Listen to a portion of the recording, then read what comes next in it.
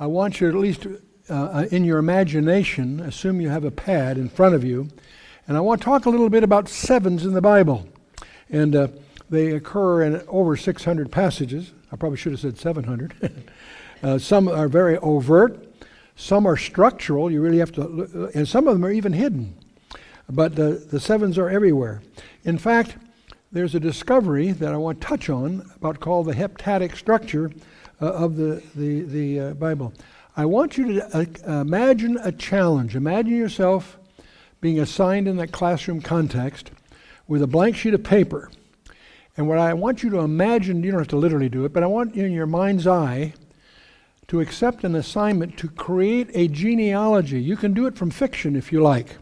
But I want the number of words that you're going to end up using to be divisible by 7. In other words, if you take, when you finish making your little genealogy, if you count the words and divide by 7, there should be no remainder. In other words, I want you to have your assignment a multiple of 7 exactly. How many could do that?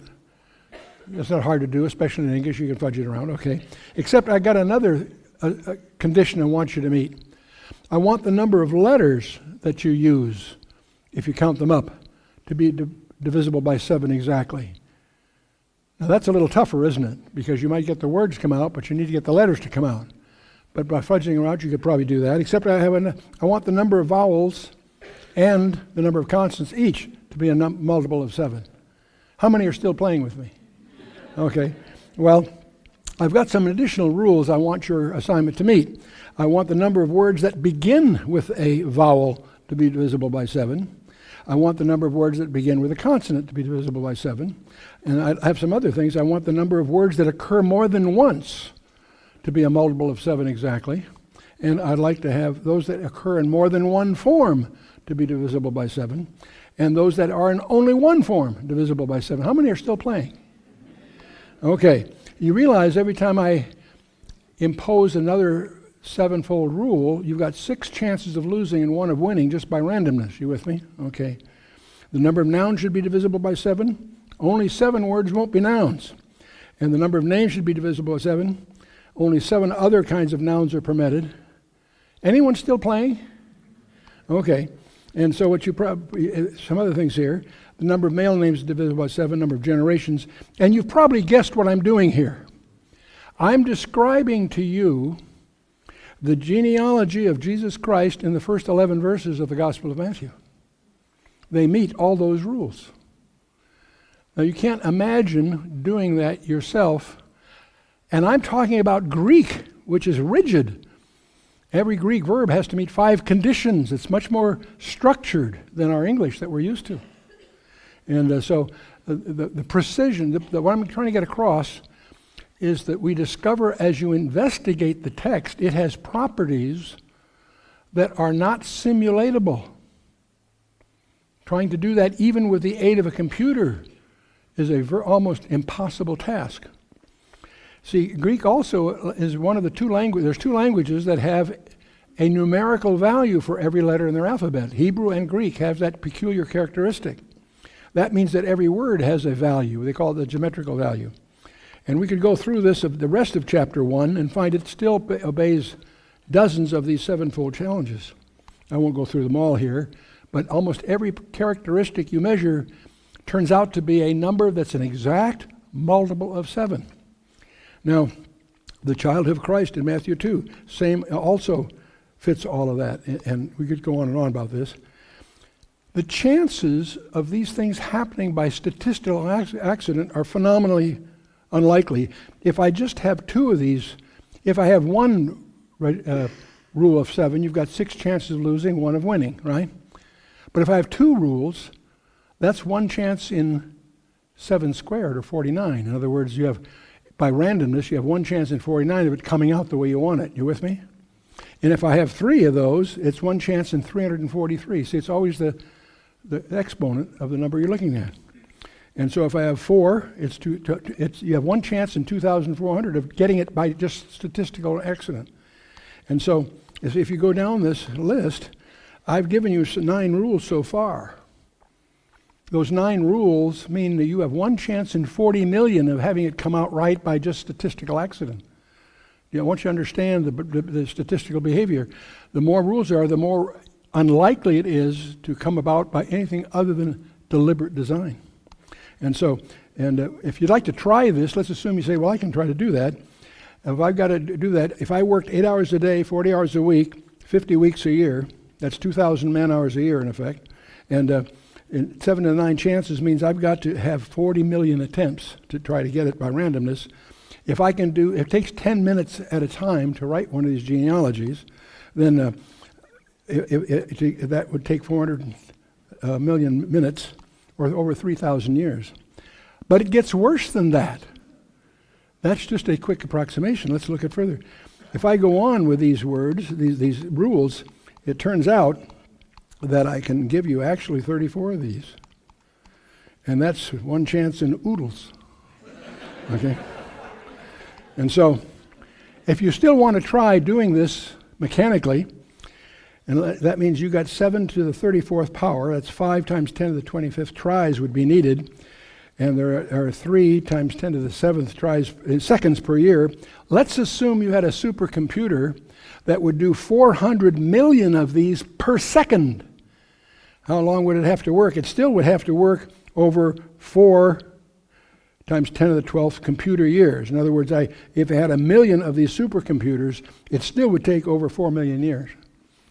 I think it's across that this is not something that could happen by randomness. And this was only with 34. Dr. Ivan Panin, who's researched this, who discovered these things, he identified 75, not 34 rules, and that goes beyond our imagining.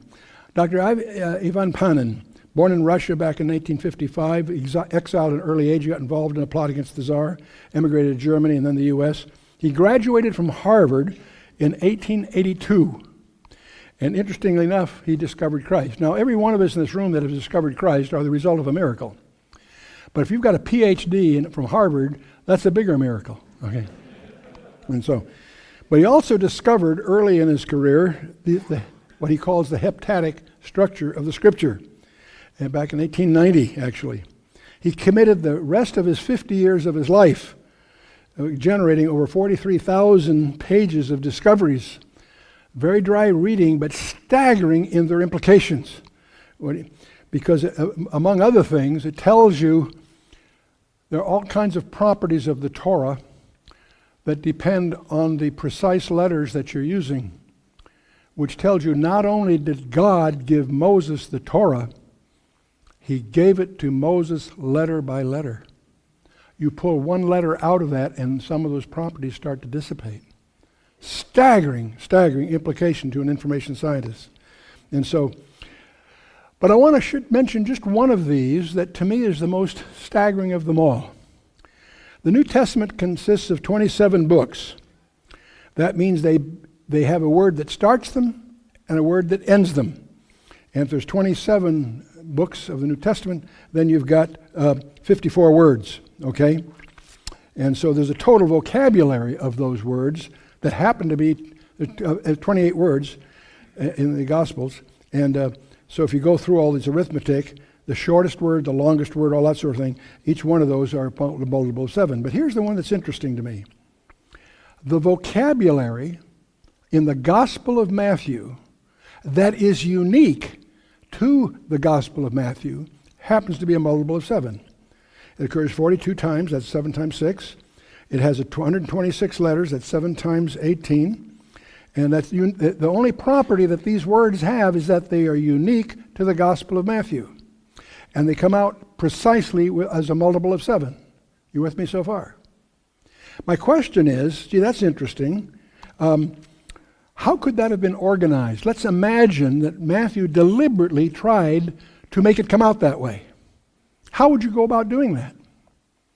There's only 2 ways you could do that. One is you could have all the other authors of the New Testament agree not to use those words. How many think that happened? I don't think so. Well, the other way, you could use that argument linguistically to prove that Matthew must have written his last. That's the only way he could preserve that property, right?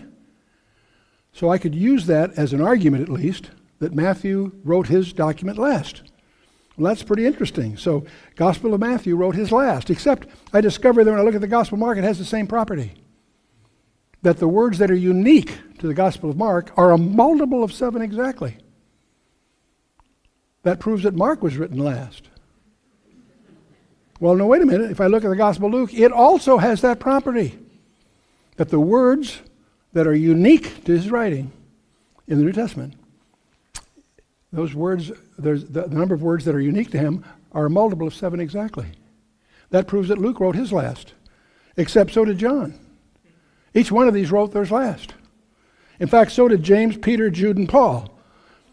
Each wrote last. Each one of their writings, the collective writings, has a vocabulary unique to them.